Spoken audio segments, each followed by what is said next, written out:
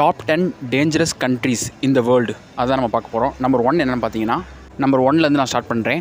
Afghanistan, Iraq, Libya, மாலி, south Sudan, Somalia, Syria, த காசா strip, அப்புறம் north Korea.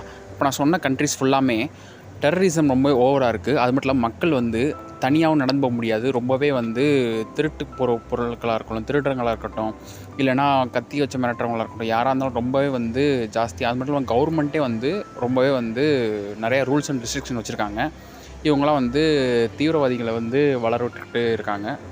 ஒரு example சொன்னேன்னா, நார்த் கொரியாவில் ஒரு பையன் போனான் யூஎஸ்ஏலேருந்து. அந்த பையன் நார்த் கொரியாவிலேருந்து யூஎஸ்ஏ திரும்பி போகிறப்ப அவனை ஒரு எக்ஸ்பெரிமெண்ட் மாதிரி பண்ணி அவன் கரெக்டாக யூஎஸ்ஏ போகிறப்ப அவன் இறந்துட்டான். சேஃபான கண்ட்ரிஸ் இப்போ பார்ப்போம். Island, Denmark, Austria, New Zealand, Switzerland, Finland, Canada, Japan, Australia, France republic, Portugal, Ireland, Sweden, Belgium, Slovenia. இவங்களாம் எப்படி சேஃப்டிக்கு ரொம்ப முக்கியத்துவம் கொடுக்குறாங்களோ மித்த நாடுகளும் அதேமாதிரி முக்கியத்துவம் கொடுத்தா ரொம்பவே நல்லாயிருக்கும். இப்போ நான் சொன்ன டேஞ்சரஸான கண்ட்ரீஸில் ஃபுல்லாமே ப்ராப்பரான எலக்ட்ரிசிட்டி கிடையாது, ப்ராப்பரான வாட்டர் ஃபெசிலிட்டிஸ் கிடையாது. எப்போயுமே வன்முறையும் போராட்டங்கள் தான் நிறையா இருக்குது.